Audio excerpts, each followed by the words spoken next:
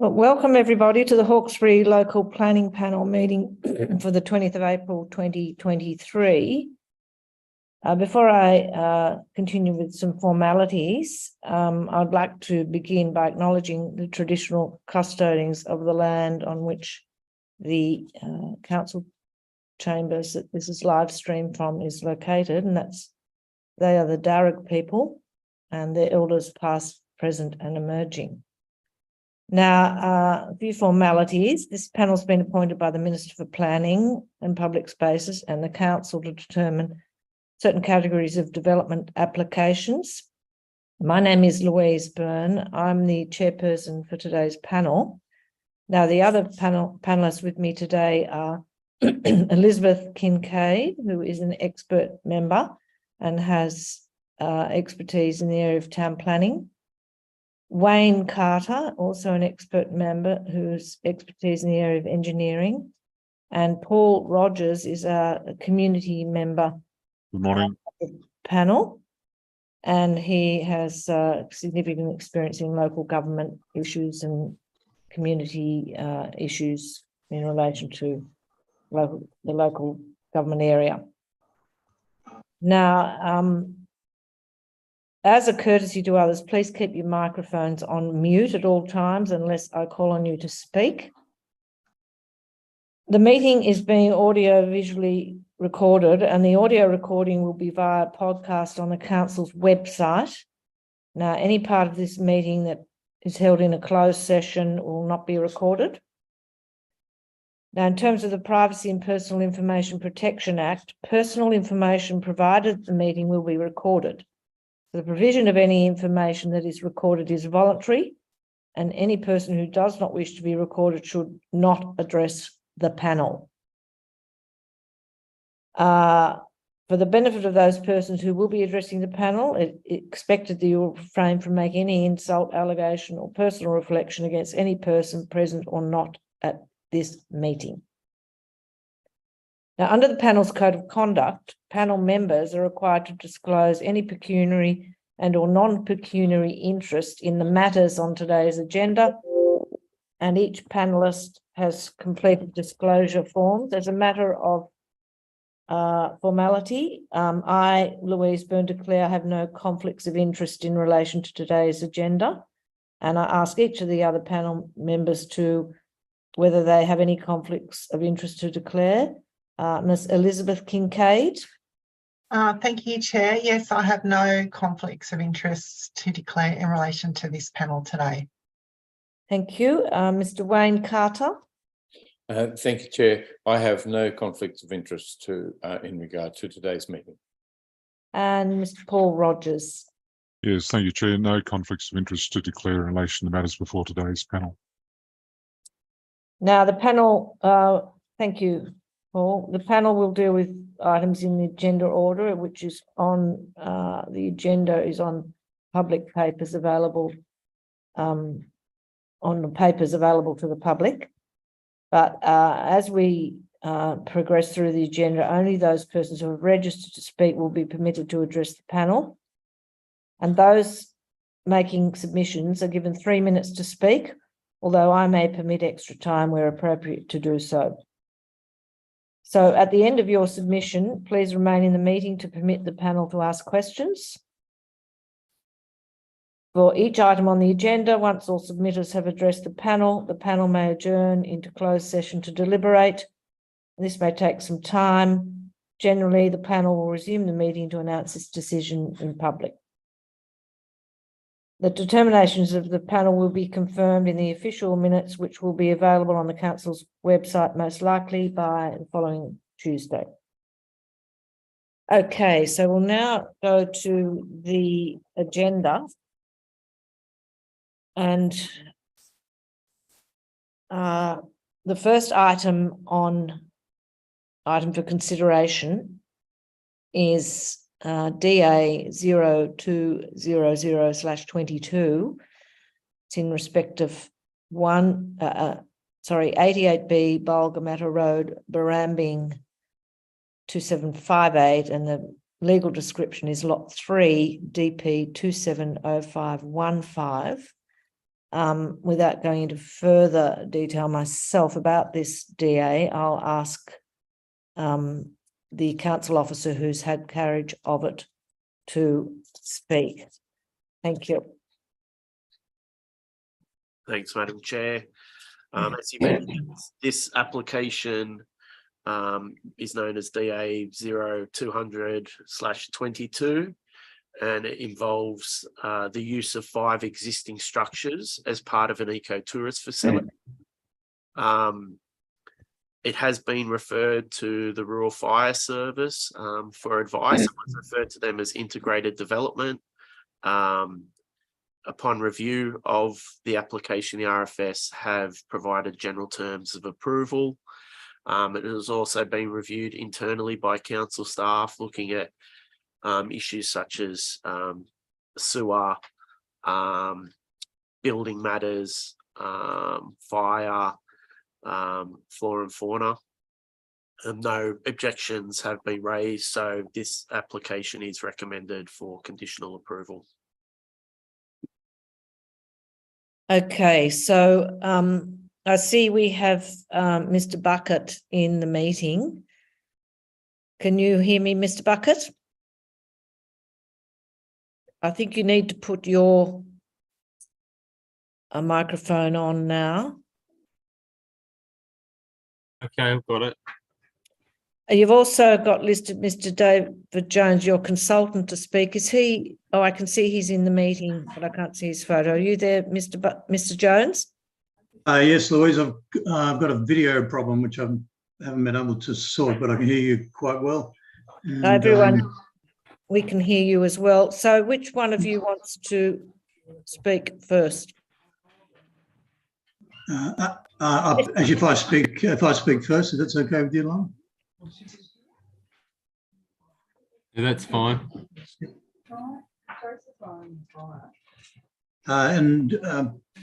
Basically, just to keep it brief, I mean, this application's had a very extensive assessment by the RFS Council and any number of consultants, as you can see from the sort of the depth of the report. Can I just speak for a minute? We can hear some background noise. It may be from your spot. Yeah, it's from mine. Well, perhaps can you? I'll leave it up to Dave, and I'll watch, and I'll go back to mute. If you, mute yours, Lauren. Yes, because we're picking up other conversations in the vicinity. Yeah, Mr. Bucket. Okay. So if you could put your microphone on mute, that would be helpful. Yeah. Thanks, Lauren. Okay, sorry about that. As I was saying, the applications received an extensive assessment over a period of time, but Council RFS, and I just endorse the planner's recommendation for approval. We've reviewed all the various conditions that the council seeking to apply, and none of those present any real issues or problems in terms of being able to comply with them. So we're happy to accept the recommendation and endorse that, and hope the panel agrees. Thank you very much, Louise. Okay. Now, do any of the panel members have anything they'd like to ask Mr. Jones? I do. Oh, thank you. Mr. Jones, I'm confused. How many cabin buildings were approved under the original MA 1380-01? There were 5 cabins originally approved. How many of those were built? 2 were built. But there are 5 cabins on site now. Yes, so that's why there's requirements for building information certificates on the works that have been carried out. On the, they were essentially, well, I should say 2 were built originally. Then so there are now 5 cabins that have been built. 3 of those weren't built on the positions shown on the fairly vague site plan originally. So this is really all just to pull it all into compliance, this application. So when this development's completed, that's before us today. Yep. How many cabins will there be on site? There'll be 5 cabins on site. 5. Okay. That's all my questions. Thank you. Sorry, if I can just jump in there just to clarify one thing, that there were 6 approved. Oh, okay. There was a double cabin. Was that in the number that you were referring to, David? Okay. My understanding that there were 5 under the original approval. But, I understood there were 6 cabins in 5 buildings. of course, right. Yeah, one of them was Okay. a double, one was a twin. Apologies for that. Yeah. What I'm not clear on is how we get to 9 cabins. If there were 5 built and this application is seeking to regularise the use of those 5 cabins under the current LEP, and there will be, when this is finished, there will be 5 cabins or 6 cabins in 5 buildings either way, but there will not be 9 cabins. No. I think it's 6 cabins in 5 buildings. It's will be the outcome of this. Thank you. So, Mr. Johnston, just to clarify, there are 4 further approved cabins pursuant to an earlier consent that has been commenced, but those 4 cabins, which are 4 separate buildings, haven't been built, correct? That is correct. That is my understanding, and that's what's referred to in the statement of environmental effects. Is that correct, Mr. Jones? Hello? Yes, that's probably a fair summation. Yes. Are you clear now, Mr. Carter? Not at all. Not at all. There's an original application, MA 1380-01, a bit over 20 years ago. That was an application for 6 cabins in 5 buildings. There are 5 buildings built there. There have been no subsequent successful development applications for additional cabins that I'm aware of. There's an earlier one for regularising the use of 2, and that didn't get approval, etc. So there are 5 cabins on the site now, or 5 buildings on the site. If we exclude the other minor buildings, there are 5 buildings on the site now. And this proposal is not to build any buildings, is it? So what am I missing? Well, this is a new application under ecotourism, so it allows for 2 of the cabins which are, I guess, can be approved under ecotourism, but may not be able to achieve the standards required under the original tourism approval. So this is now. Is this an application to build additional cabins or not? No. It's really to look. I tried to. Andrew, can you please clarify, just because in fairness to Mr. Carter, who's only come into this matter more recently. It is a little confusing, and my apologies if it's unclear in the report. I did try to address this, but perhaps maybe I made things more confusing. I'm not sure. But essentially,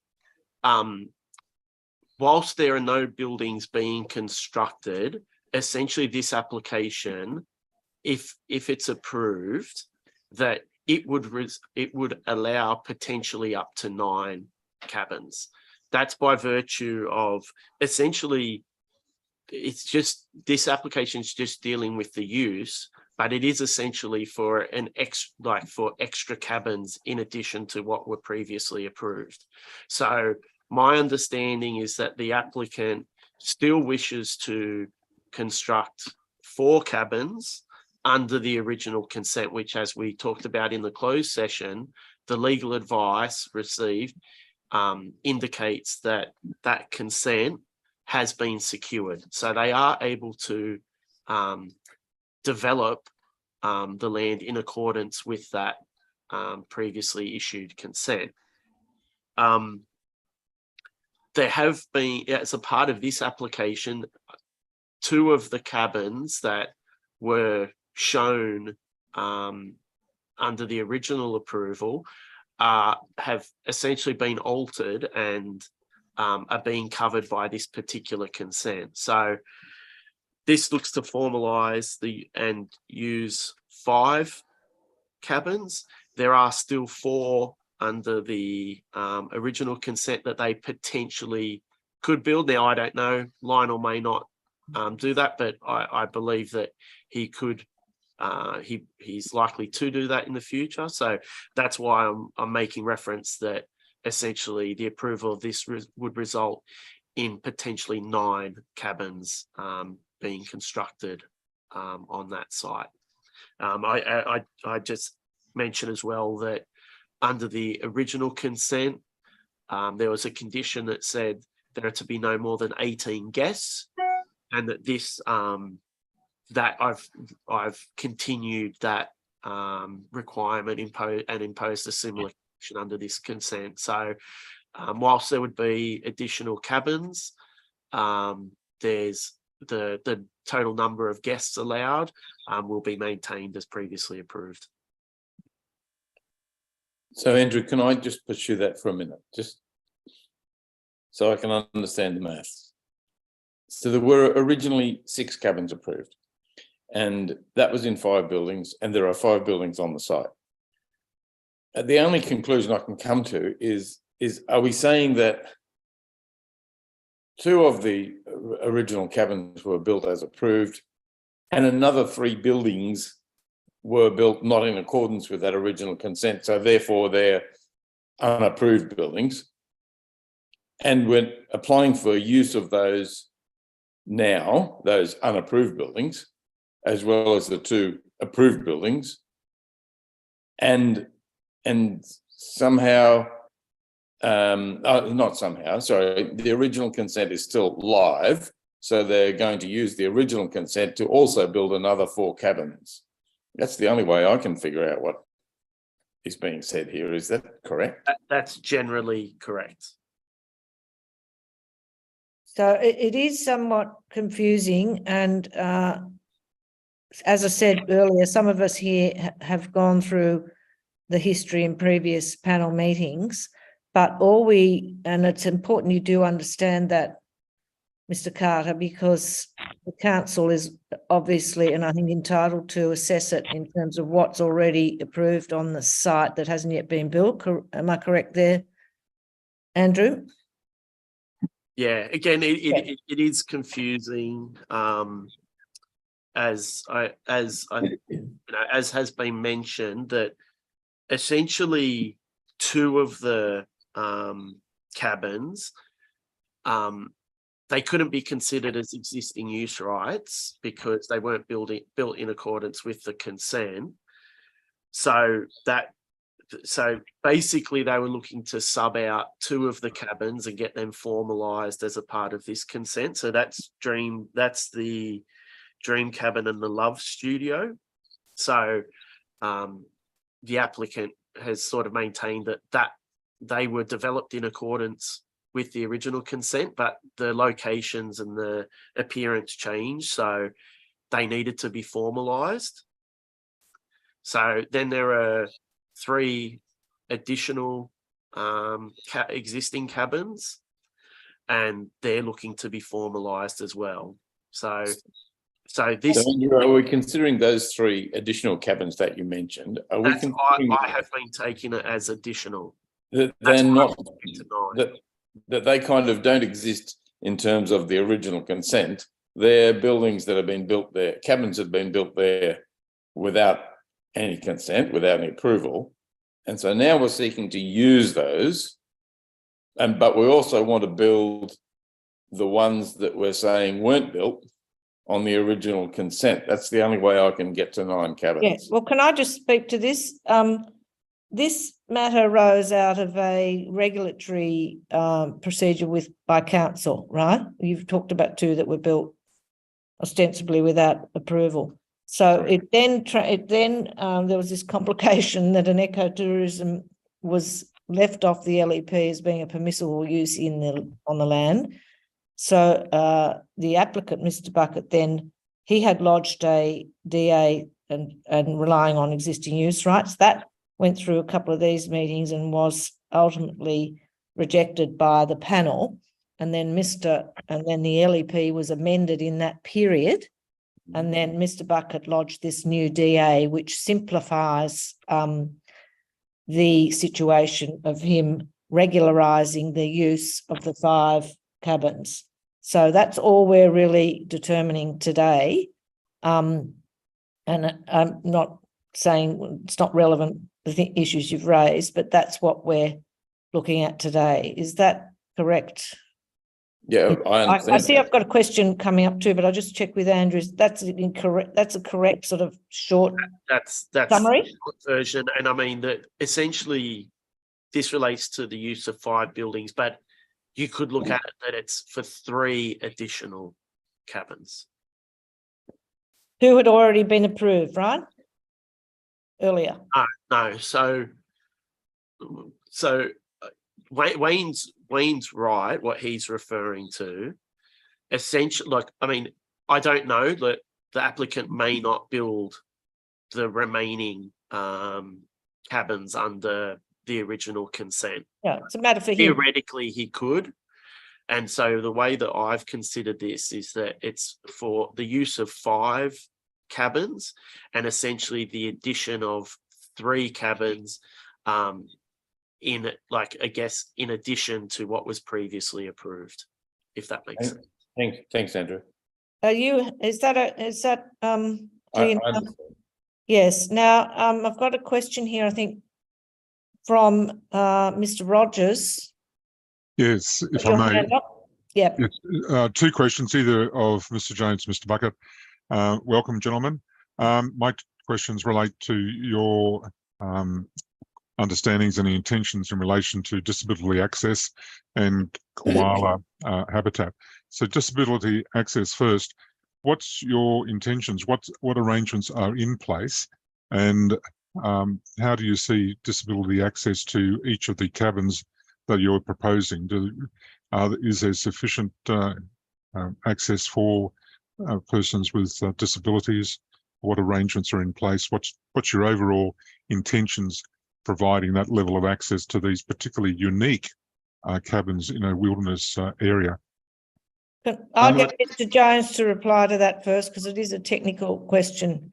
I was going to say Lionel would be more familiar with that. Oh, okay, Lionel. So I might defer to him Mr. on that Bucket. question. Because some do have are accessible, others obviously aren't. So Lionel can clarify. Can you hear me? Can you particularise which ones Yes. do and which ones don't, please?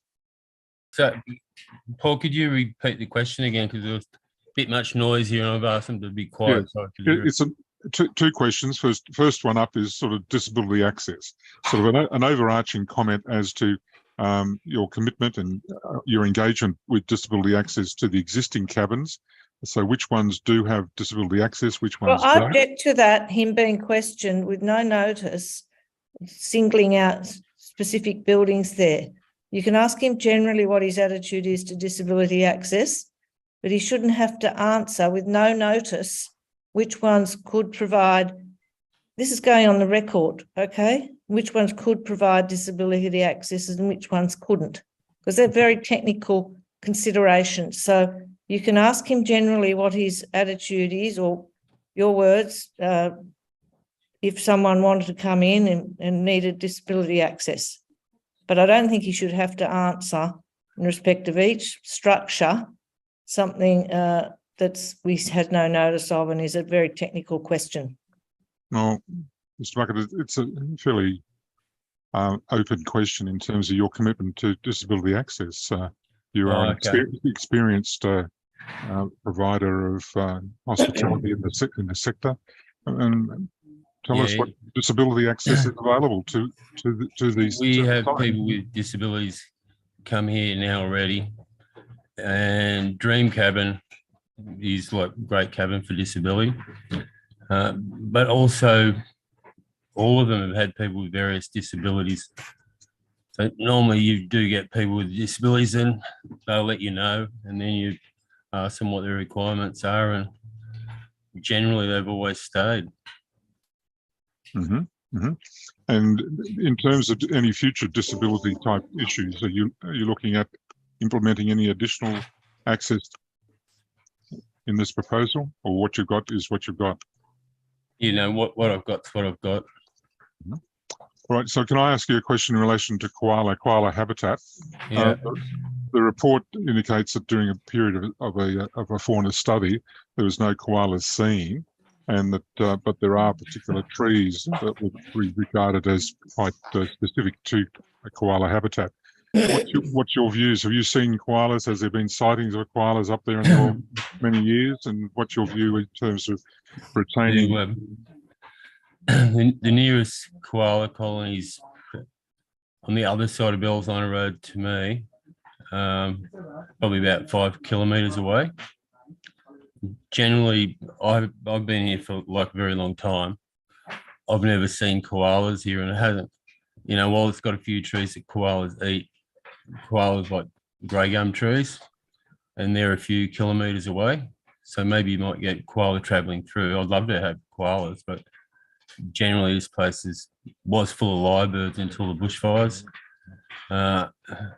So it's a different landscape. It's not really a koala habitat other than passing through. So are there some particular trees that are actually on your property that would be seen as feed trees for them on their way through? No, not really. I have koalas at my house at Mountain Lagoon.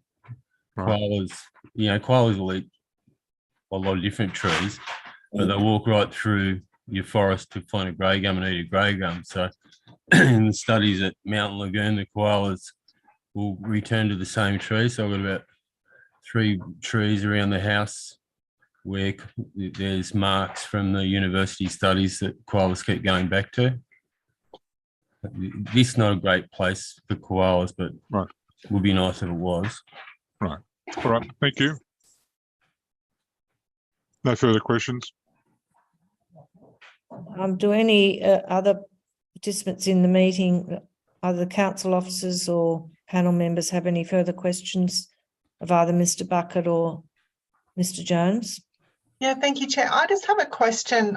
Sorry to take it back to the number of cabins that have been approved and built. No problem. We've got the time because there's not too many matters on the agenda. Okay, so thank you. I just wanted to, so there's a number of cabins that are part of the original consent that haven't been built, and that consent could be used to build those cabins.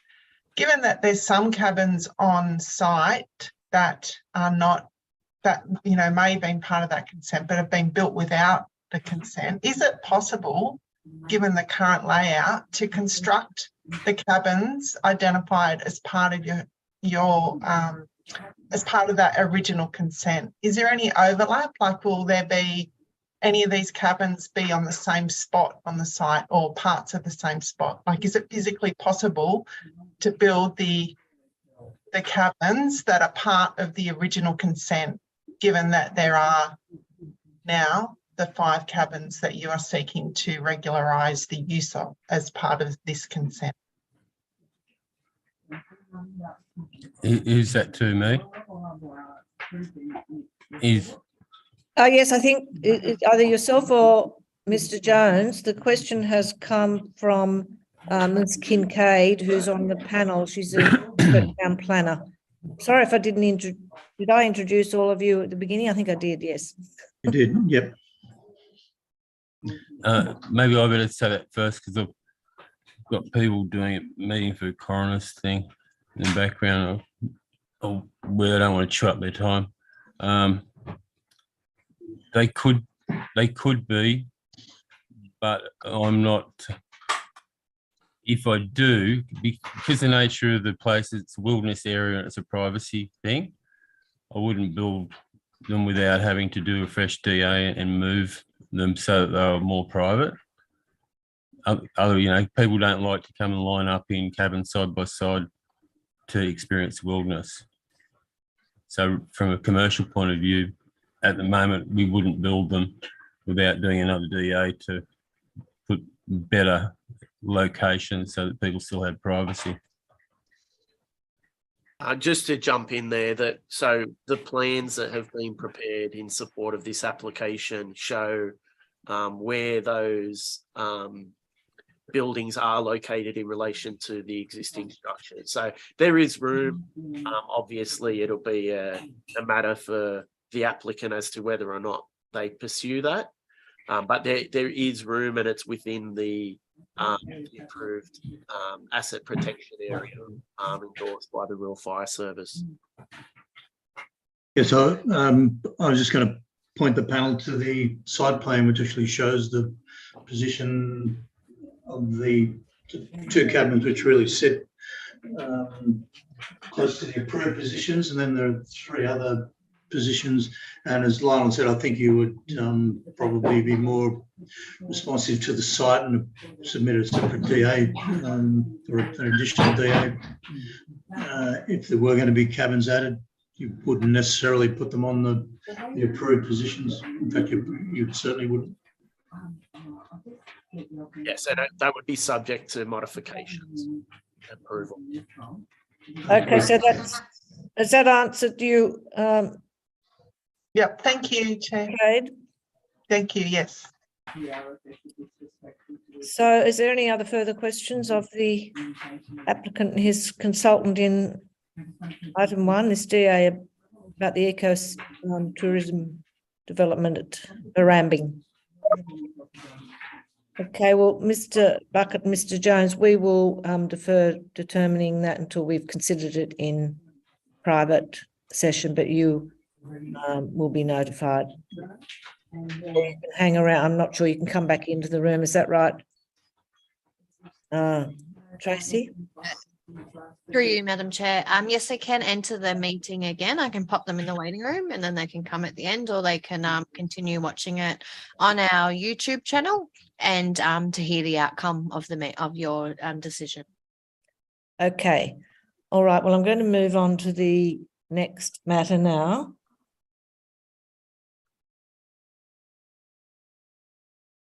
And this is before the panel because it's council's own application for approval for a new structure at 1 Livingston Street, Windsor. So it has to come to the panel to be determined. The DA is number 0306/22. And it's for a outdoor recreation facility.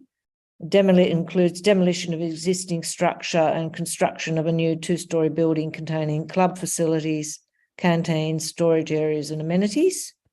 And who was the council officer who had carriage of this matter? Thank you. Yes, this application before the local planning panel is the demolition. Just say your name, Sanzida Alam. I'll yes. introduce you. Oh, sorry. Yes, I'm Sanzida, the town planner assessing this application. Thank you. Okay, so this application is for demolition of an existing 2-story building and construction of the new 2-story building at the same location. The site is owned by council and the building is owned by council. It is located in the Governor Phillip Park, which is a community land. And under the plan of management, the building has been identified as a leasing. So the construction of the building involves the ground floor contains the amenities for the public use and the member use and the storage for council use. There is a canteen and a crash boat storage area. And the first floor is for the club facility control room, the toilet storage area and the canteen. So the existing building has been built in 1985. It has been significantly damaged by 2021 flood events. So the council is proposing to build the same building on the same location, the similar footprint and slightly reduced height. So the issues involved with this assessment of the application was mainly the flooding impact and the compliance with our council's flood policy and flood clauses. The zoning is RE1 private public recreation, which permits the facility for recreational facility outdoor. The Windsor Foreshore Parks plan of management identifies the building, and it says that the existing clubhouse building plays an important role for the operation of the Governor Phillip Park. Like there are a number of boating races happens in the river throughout the year, and the building plays an important role in this matter. Council's development engineer has looked into the proposal based on the flooding issues. The site is significantly flood affected. It is under 7.3 meter below of the 1 in 100 flood level. But however, the council's schedule of flood related development controls and the flood policy allows recreational facility outdoor buildings to be constructed on H6 flood category. The new construction will be more flood compatible materials, and the new technology which is identified in the flood report, which is concrete block construction rather than brick and concrete, which is an improved method of construction. And it complies with every other clauses of the flood policy. So therefore, council is recommending approval of the proposal based on the conditions. Okay, well, I have a simple question. I actually went and viewed this building, the current building. So it wasn't washed away by the 2021 flood, was it? It is damaged, but isn't washed. It isn't washed away. It is damaged. Okay, I understand why council may well want to replace it. Looking at the structure as I did, can you just explain to me? It wasn't easy to see where it approaches. It's very near the water, obviously, because of the nature of its use. Where it relates to the water, I could not see. Is there a ramp there, or how is there a boat? How are the? What's the practical use of the building? Are there boats stored there that then launch into the water there, or is it simply a clubhouse for people who use motorboats? Can you just explain in simple terms how it operates? Yes, in the report there is an aerial image of the subject site, and you can see there is a boat launching facility next to it. What page is that on, please?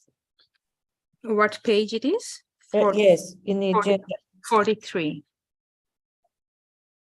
So that's the aerial, yes. It's just not very easy to see what actually happens in the building and how it relates to the river.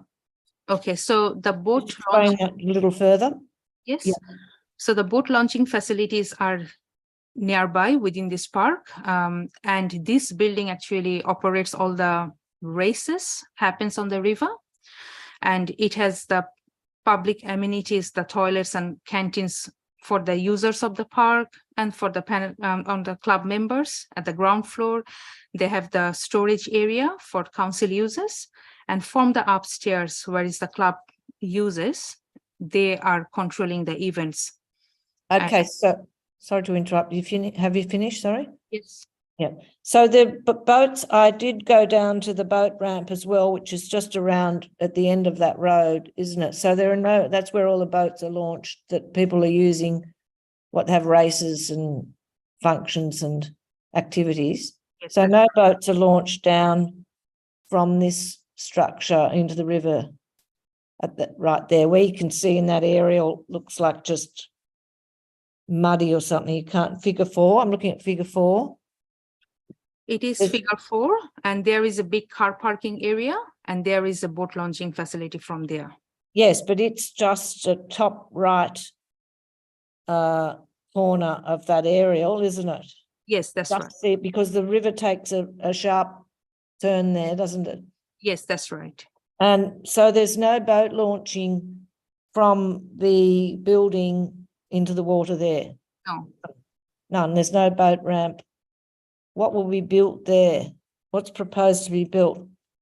Between the structure, or how's it proposed to be And the river? treated? At the moment, it's the whole building is fenced off, Yeah. and there's very, very significant foliage, weeds, and reeds and So grasses. So you can't see what's in that area. I'm just interested to know how the building relates to the river right there. okay. Looking at the plan of management, and the works are currently undertaken by the park section of the council. They are planning to have some terrace sitting area between the club building Is and that the in this river. report? Sorry to interrupt you. Is that in this report, or is that No, a separate document? That is not part of this development application. That No, is sorry, the report, the management plan for the park, I think you mentioned, is an extract of that. You then said that council's planning to put seating. Is that document, the plan of management for the park? no, is that is extracted into here? Or?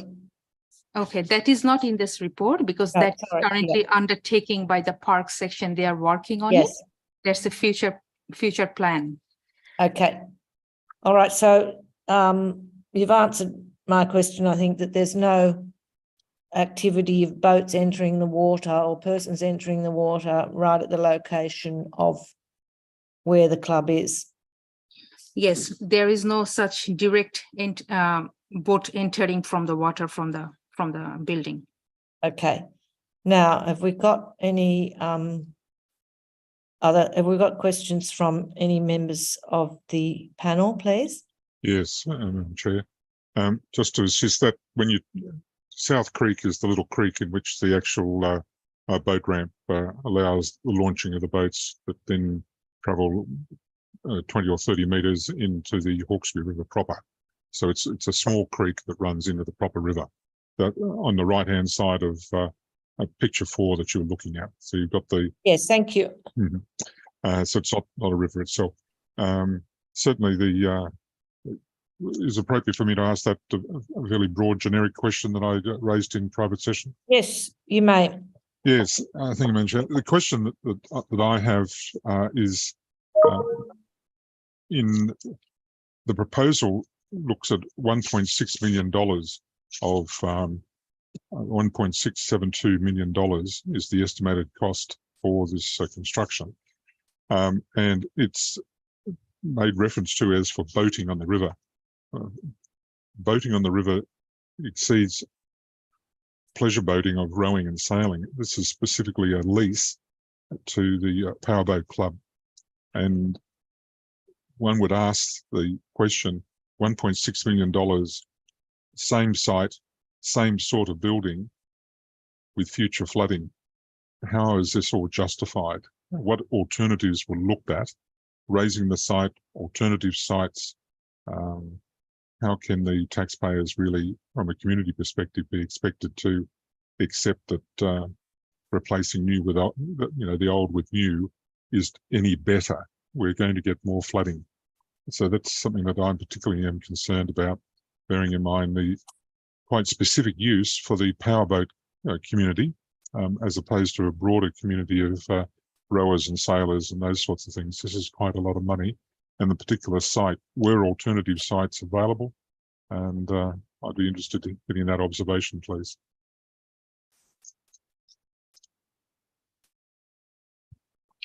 Okay. Sansita, are you willing to answer that, or would you like me to? Yes. Any comments initially? Yes. You can go ahead, Greg, and I will comment on it. All right. Well, thank you for the question. Look, regrettably, although you are dealing with members of the council here, the members of the council present in the meeting at the moment are just in development assessment. So we're not acting for the council as the applicant. However, we did have a bit of a chat with them in the closed session or just before that. And I understand that the proposal is in accordance with the plan of management for the Governor Phillip Park generally. So where there are plans of management, so the council will have adopted a strategy for improvement of facilities or provision of facilities. So that included the car park, the boat ramp, this clubhouse. Censita alluded to these other improvements that they want to do, where they need to restore that slip circle failure that, if anyone has seen the property that's in front of the building there. So that work doesn't form part of this application. But I understand that those sorts of decisions about the spending of public money would have been made by councillors at the time that that plan of management was created and adopted. So I suppose that's all we can really say about that. Our job is just to assess the application as it comes in. That's what Censita has done in terms of the appropriateness of that public expenditure. That is a matter for others. I don't think we have the knowledge to answer that question here. Well, I think that's correct, isn't it, Mr. Rogers? I don't think they can answer that question. No, in essence, money. But it is appropriate to ask. It's appropriate to be answered in terms of accountability and transparency, bearing in mind that there's only just so much to go around, and that we are a community that uses the river on a recreational basis. So there's a competing interests here. So thank you for clarity. I would suggest if we're after a specific answer in relation to that, then we'll have to defer to others, and perhaps this matter may not be able to be determined today, if that's be the case. Well, I don't think it's part of the planning panel's core purpose. We have to deal with the DA that's before us. Would other panel members have any difference of a view on that? We don't know. Is it set in? I think the councillors, if so minded and interested in that sort of determination, would make their own inquiries through the council proper. But I don't think you've suggested that we might defer the determination of this. Not Great. me. Mr. Miles. No, Mr. Miles. No. If the panel wishes to defer because they want an answer to that question, then we as officers would need to defer to others in the organisation. Oh, I see. Yes, okay. Well, won't be able to get we that can answer. discuss that. We can discuss that between us, yes. Yeah. In private session. And does anyone want to make any other comments on this development or have any other questions on this development? Chair, a moment ago you sought the other panel members' view, and my view is that we have an application in front of us for determination. Yes, that's right. That's what I said. Yeah. You're agreeing with me. Thank you. Do you have anything to say about the development at all? No, I'm happy with the information provided. Ms. Thank you, Chair. I just wanted to ask you to explain. I know you said that building has been there for like more than 40 years, the existing building. Can you just go into a little bit more detail about the what's being done to, I guess, make this proposal more like able to withstand the floods? Like, what are the things about this building that you know, help to ensure that it's going to have, if not similar, but greater longevity than the existing building? Are you happy to answer that? It's Yes. Yes. Ellen? Ms. Ellen? Censita, have you got any particular? I've got some thoughts, but as the building coordinator, I would be responsible for certification of such a structure. But Censita, if you've got some specific detail that the applicant's provided, by all means, I'll let you say something first. Yes, the applicant provided a flood impact and evacuation assessment report, and they mentioned like they actually looked into the floor area footprint, the height, whether they have any significant additional impact of flood water. The building is located at the same location within slightly reduced footprint and slightly reduced height. which says like it will not have any additional impact on the flood water or the hydraulics character, whatever is having now, and it will not reuse any flood storage. And talking about the building itself, they are proposing a concrete block construction, and which is defined as substantially more flood compatible material rather than existing brick and concrete structure. So our engineer and our building coordinator has looked into the reports and the methodology and the plans, and they are happy with the method of construction, that it is more improved mechanism.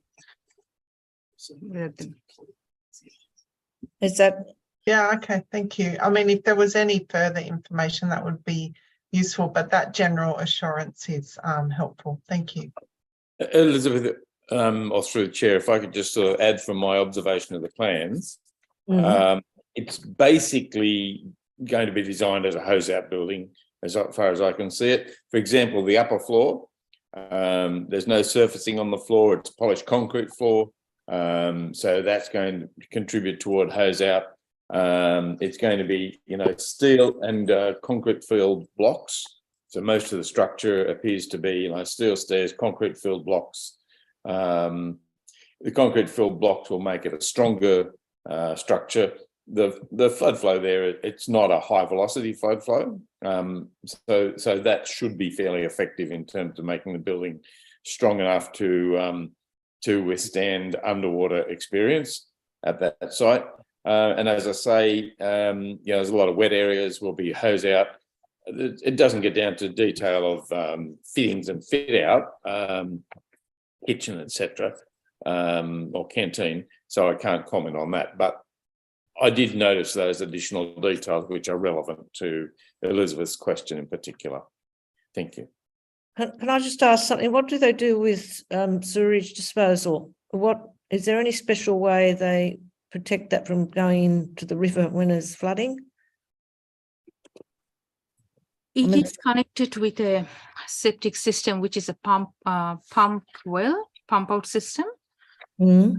So it is contained, and the proposal has been looked by our infrastructure section, because this area is under council sewer management system, and they are happy with that existing system. But before the construction certificate, the applicant has to talk with the relevant section to understand whether they need to upgrade any or make it bigger, the existing well system. Well, So I'm just thinking, is it made secure in the event of a flood so it doesn't leak out? Is there any? It is secured, and about this matter, the infrastructure section didn't raise any issues, so they are happy with it. All right, so I'm probably asking a bit outside your expertise, but if it's gone to the relevant people and they're happy with it, is there anything you want to add to that, Greg? Thank you, Madam Chair. Look, I would suggest the answer to the question is no. There's no proper sealing. It's no different to any other septic tank. Yes. So the upshot is, yes, in the event of a flood, it'll be sewage potentially contaminated into the flood water. Hence the reason why, floodwaters generally are considered quite contaminated. Yes. In any case. But I suppose the only saving grace is the dilution factor. Just with that volume of water, in time, everything will sort itself out. But no, it's not properly sealed.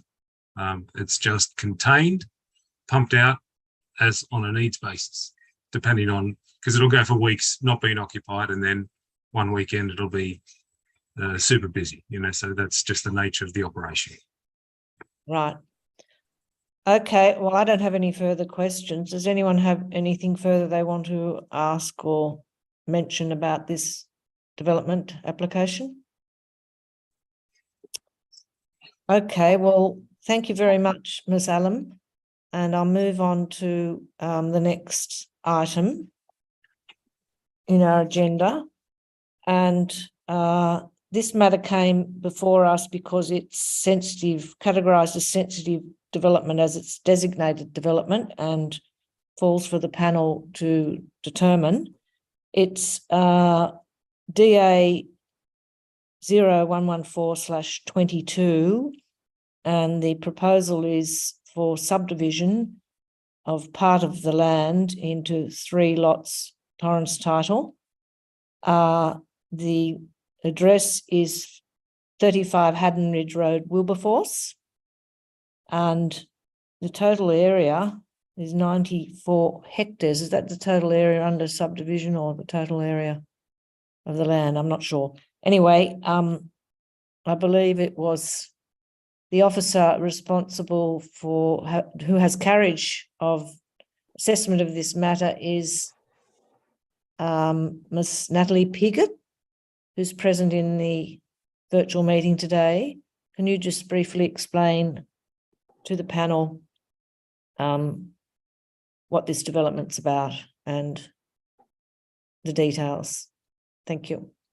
Thank you, Madam Chair. As you said, this is a 3-lot subdivision. The total site area is 94 hectares, and the subdivision proposed will create 2 lots of 10 hectares and 1 residual lot of 74 hectares. As you mentioned, this is designated development, but it is also integrated development as it is special purposes. So it was referred to the RFS and they have provided their general terms of approval. The 3 allotments proposed will have a designated building envelope with asset protections, which is identified on the subdivision plans. And as part of this application, the access handles driveways will be constructed together with the level of detail that is required for those construction is part of the application. Okay, well, thank you for that. Do we have any questions from the panel? I believe Ms. Kincaid, you had a question you wanted to ask. Yeah, thank you, Chair. I had a question in relation to the configuration of the subdivision and what is effectively battle axe type arrangement for the residue lot, which is a 74 hectare lot, and just the potential, firstly, whether or not a configuration like this is something that council would normally support in a location like this, and what options have been considered to address any potential impact of that driveway running right along full length, I guess, at the boundary of the adjoining property. Okay, well, I'll ask you to go first on that, Ms. Piggott, and then I note that we have Ms. Lisa Wrightson in the meeting, who's in San Francisco from her photo. But I'll ask the council officer to speak first, and you will have an opportunity to address any other questions as well, Ms. Wrightson. So, thank you, Chair. So in terms of the location of the driveway for the residual lot, it is located there simply to service where the indicative building envelope is due to the 1 in 100 ANEF levels of the site, which I believe is about 14.2 metres. So in order for that residual lot to support a residential development, it needs to be located on the site outside of above that 14.2 metre level. In terms of consistency of driveways and their locations, this is actually consistent with the majority of the sites that are a result of a previous subdivision where I believe lots 22 to 27 have actually got boundary driveways to outbuildings. And in terms of subdivision pattern, this would be consistent with a battle axe type configuration in terms of battle axe would have consistent driveways along boundaries. I'll let you go back to that, Ms. Kincaid, but can I just ask a question, Ms. Piggott? I'm just looking at this at the subdivision plan. Those 1, 2, 6 smaller lots that you mentioned, all of them have access to the street, right? They're built on the yes. street, Haddon Ridge Road.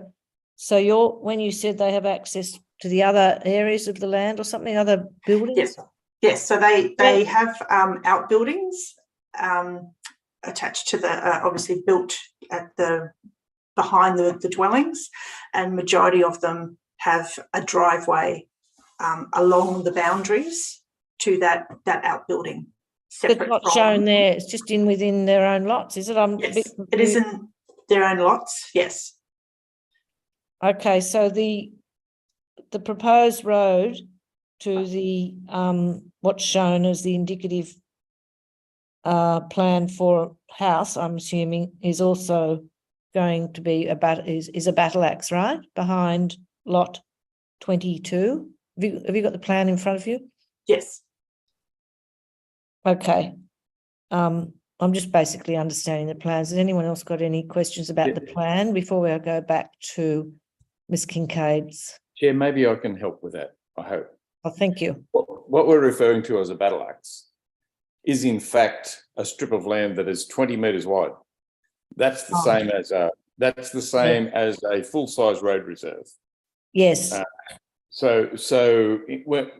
see 20. We're thinking on a different scale. You know, we're thinking of a battle axe block with probably a 3-metre handle or something like that. That handle is marked on the subdivision plan as being 20 metres wide. So it's exactly the same as having a road reserve next to your property. So it's not like the handle, the road in the handle is going to be built right next to the fence of the adjoining property, which, by the way, is some 12, 13 metres away from the house anyway. I'm just looking at the street view here. So yeah, just 20 metres wide is that handle. So the road could be as much as 15 metres away, plus the gap to the house. It could be more than 20 metres from the house. I see. Yeah. But you talked about all of them having some sort of access at the back. That's all. That's not part of this development. All I'm trying to work out is what's actually part of this DA for a subdivision. So the thing, it's to create lot 1, and we see where I'm looking at the subdivision plan, which is the first. There's only one. The other's an overview on to land. It's this attachment 1 to this item, and it's the second page.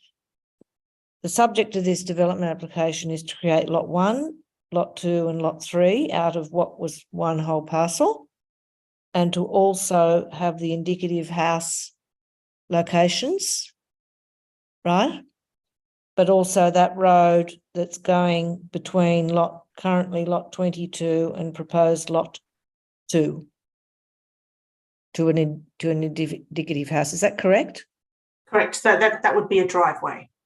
Yeah, but they're the 4 elements, if you like, subject of this DA. Correct. Or call them elements. Okay, then. Sorry, Ms. Kincaid, was your question answered, or do you have something? Well, yeah, I appreciate it's a very wide driveway, 20 metres, as are all the driveways. I just wanted to understand, is this normal practice, which you said, yes, it is normal practice, and what has been considered, or can anything be considered to address the potential impact on the existing property at 22? You did mention, going to the chair's point, that there is some existing access roads within those properties. I can't see from any of the I can't see them either. Yeah, if there is one on lot 22, but I just know that this is an issue that has been raised in submissions, and I'm just wondering if there's anything that can be done or would normally be done to address the impact on that property at 22. So there is the opportunity to provide screen planting, if that was something that I note with the submission that they didn't actually want any kind of screening to interfere with their rural outlook, but that certainly is a potential to have screen planting, and the owner of the property actually has the opportunity, if they want to do so, outside of this DA, if they were of a mind to provide some kind of plantings along there, they can do so. But that would be something that could alleviate some of their concerns in terms of privacy, noise impacts, and those sorts of things. We certainly have the opportunity to condition that, but I was mindful that they were of a mind not to have screen planting, so I have not included that as part of a condition of consent. However, if the panel were of a mind to consider that as reasonable, then that's something that we could include in the conditions of consent. Okay. Any further? Do you want to say anything further, Ms. Kincaid? No, thank you for that. I mean, I know that we're going to hear from the applicant shortly, and maybe that's something they might address, Chair, when they address the panel. But I have no other questions. The information provided by Council answered my. Okay. Well, does Yes, anyone on the panel want to ask something of Council Officer before we move to Ms. Yes, Wright? if I could, please. Yes. Rogers. My apologies in taking up time previously. An enthusiastic 6-month-old little poodle Snoodle helped me with my mail yesterday, and that's where my plans disappeared behind a cabinet. Now that I've got the plans, I know we need to deal with the application before us, but I'm just interested. There was comment about the Haddon Farm was the property prior to subdivision. Now, I'm assuming that the subdivision with those smaller lots that have been referred to, with these additional larger lots, is this the end of potential subdivision, or is it a question of there is a capacity for the retaining 74 hectares to be further subdivided in the future? I'd just be interested in, I know we need to deal with the ones before us, but I'm interested if we are looking at this access road of 20 metres, could it end up being an access then to further subdivisions into more prone and vulnerable land? I'm just interested in what the future might look like if these two larger lots are approved. What would be the future? Is this the end of Haddon Farm as we know it, or is there potential further subdivision later? I'll answer the first question in terms of, is there potential for further subdivision? This area has a minimum lot size of 10 hectares. So this site does have a previous history in terms of there was an application before council that was refused for a 5-lot subdivision, which was appealed to the Land Environment Court. So for your first question, yes, there is potential for further subdivision. However, given that it's part of Howes Creek wetland, the environmental impact to that wetland would almost sterilise any further subdivision on this site from a merit point of view and an environmental impact point of view. But I'm sure that, yes, the short answer is yes, there is potential. Whether or not that potential would actually be successful is another question. And I'll just interrupt for a second. The Land Environment Court refused a 6-lot subdivision. I noticed it was refused. Was one of the considerations what you've just mentioned about the environmental effect on the wetland? Correct. And how long ago was that case? Do you know, roughly? It was 2020, I believe, from memory. Quite recent. Yeah. It was originally a 5-lot, and then it went to 6 lots. And that was refused. Refused. And yes. they were 10 hectares, though. Yes. Okay. Any other questions of Ms. Yes, thank you for that. Well, Ms. Wrightson, do you have anything you want to say to the panel in this session? Good morning. I'm Lisa Wrightson. I'm from Barker Ryan Stewart. We're the planners acting for the applicant for this proposal. Thank you. I'm happy to answer any questions. I may just add a couple of things just in response to some of the questions from Natalie. Obviously, we've looked at a range of options, as you can tell from the court case to today for this site. And with council's assistance, this has been seen as the best and probably most intense outcome that is suitable for the site. I know there's been discussions at different times about the potential to change the minimum lot size for the residue, potentially to limit that size, but that would be up to council in the future. Then that would help in protecting, I guess, the wetland area. Obviously, that's not part of this DA and can't be considered, but I just wanted to let you know that it has been considered. There is also a farm and environmental management plan that is being adopted as part of the conditions for all the allotments to look at maintaining and protecting and limiting any impacts on the adjoining wetland and the vegetation on the site. Also, in relation to the 20-metre wide access handle, similarly with as what Natalie said, we had considered looking at some planting along that side boundary to reduce any impacts. But as she mentioned, the owner of that site wasn't keen on that, but we'd be happy if the panel was looking at a condition to put some planting there to assist with that screening.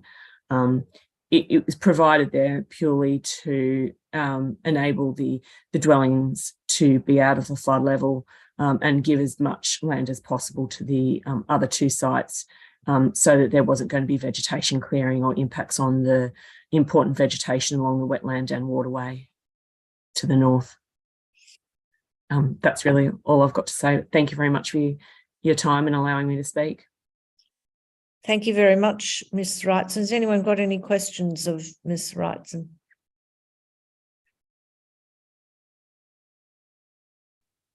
No? No, I just asked a historical question. Haddon Farm, what was the farm used for because of such a prone positioning with the water and flooding? What farming was there? It was cattle grazing. Yeah. Cattle grazing. And is there any cattle grazing still there? I believe so, yes. And I seem to remember historically that there is out that way there's you can graze like crown land as long as the cattle can move freely up and down. It's like a passageway. It's just, I seem to lost the currency term, but it's sort of cattle can move from one property to another property to another property. Stock routes, I think you mean, stock routes? Yes, something like that. Is there a stock route out that way? Not that I'm aware of. Not out that way. All right. Okay, thank you. Couldn't tell you, sorry. Greg, you might know. Yes, I was just going to say, sorry, Madam Chair. Yeah, Paul, there's a common, not out there, but common is the name I think you're probably looking for. Yes. Further one up. at St Albans. The only one I'm aware of is the St Albans one. Right. There is Ham Common, but you won't graze cattle there. No, too many bicycles out there nowadays. Okay, no, I just wanted to make sure that we weren't, encroaching upon something that was just historical and like that. So yes, thank you. Am I able to respond? Is that possible? If you would like, yes. I just thought I'd add a bit to it. The original Haddon Farm was a dairy farm, so it was across a number of properties, including this one. It wasn't just this farm, it was across probably 3 or 4 originally of a larger area. And the wetland and those areas were extensively grazed and managed. And part of what continues on the property is the grazing of the wetland to reduce weeds and manage that across the board.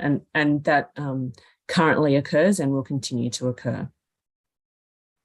Okay, well, thank you for that. That's been very helpful, and thank you for coming into the virtual meeting. Thank you. Addressing the meeting. Okay, well, I think that we can adjourn the public meeting now. Am I right on that, Tracy? Yes, that is correct. Okay, all right, thank you for that. All right, everyone, we'll have a 5-minute break, come back in at 11:35. Tracy's just going to share a screen, so if people could not talk just for a moment.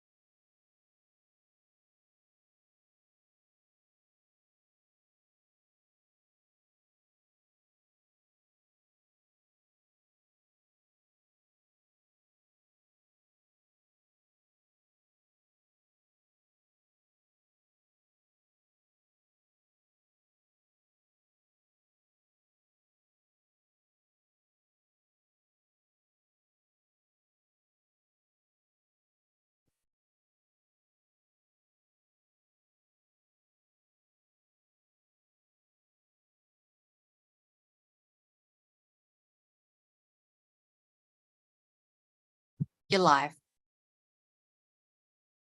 Well, thank you, everybody. And thank you for your assistance today. I'm going to just read out the results of the Hawkesbury Local Planning Panel meeting, the 20th of April, as follows.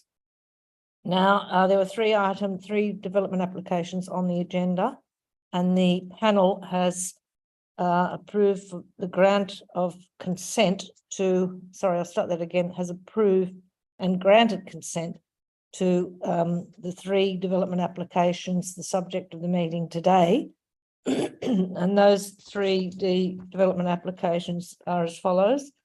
The first item was for DA 0200/22 in respect of 88B Bulgamata Road, Barambing, being lot 3, DP 270515. Consent subject to conditions that are published in the papers today has been granted. The second development application and item on the agenda today was for DA 0306/22 in respect of lot X, DP 161237, being 1 Livingston Street, Windsor, and it's been approved of the grant of consent subject to conditions. And the third item was for DA 114/22, being lot 28, DP 118427, 35 Haddon Ridge Road, Wilberforce. That was approved and the grant of consent subject to conditions. Now, the details of each of those development applications will be in council's minutes of the meeting today and publication of the results of the meeting today. Just in case anyone's not clear, the first DA was for ecotourist facility. The second DA was for demolition of an existing sporting facility and rebuilding of that facility. And the third item was for a 3-lot subdivision on the subject land. So I now wish to close the meeting, and I thank everyone, including members of the public, for attending the meeting today. Any queries that you can't work out from the council meeting minutes online and record of the meeting, you can make inquiries at the council. I'm just speaking to you, Mr. Bucket, in that respect.